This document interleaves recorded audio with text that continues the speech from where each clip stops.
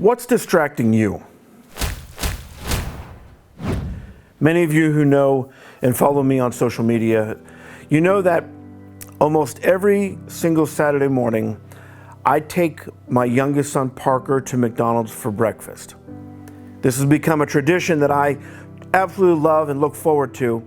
And I used to do this with my oldest son, Jackson. Now, of course, he doesn't want to get up early Saturday now, and he doesn't want to go with us, but we always bring him something back. But years ago, Jackson and I used to go to McDonald's and have breakfast together.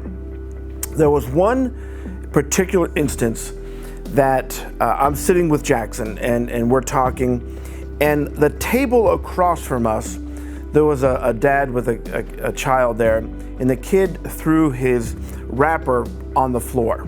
The dad saw it, did nothing about it. He just figured that somebody else would take care of it. Here's what's interesting. That little issue distracted me so much that I focused and I became irritated that this dad would not pick up his son's trash. I became irritated to the point that I was totally distracted from my time with Jackson. And when I was sitting there, Jackson says to me, "Dad, are you mad at me?" It just goes to show you that my irritation was showing all over my face and who I was. It was distracting me from my time with my son, and it was getting to the point that he felt I was mad at him because of the way I was acting. What's my point in all this? Too often, we allow things that we have no impact over, no influence in, to distract us and to even irritate us, that it takes us away from the purpose in which God has ordained. In my example here, my purpose of that breakfast time was to spend time with my son Jackson. This irritation took me away from that to the point that he thought and he felt that I was angry with him. So my challenge with you today is based on this scripture here.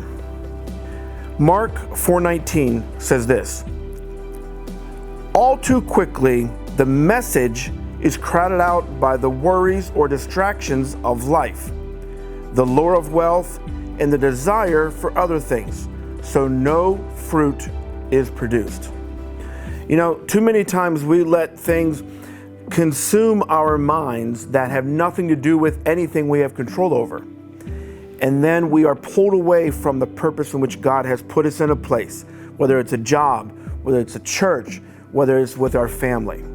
My challenge with you today is, don't let those things irritate you to the point that it pulls you away from the attention and the function in which God put in front of you. For me, it's with my kids. So as I wrap this up, let me just remind you, there are times that God puts something in front of you for you to focus on. There are things that God has put in place in my life for me to put attention towards. And there's details, there's irritations that can pull us away from the blessings and the good things God has. And that's the way the enemy works. He is deceitful, as the scripture shows us. He is deceitful to pull you away from the purposes of God.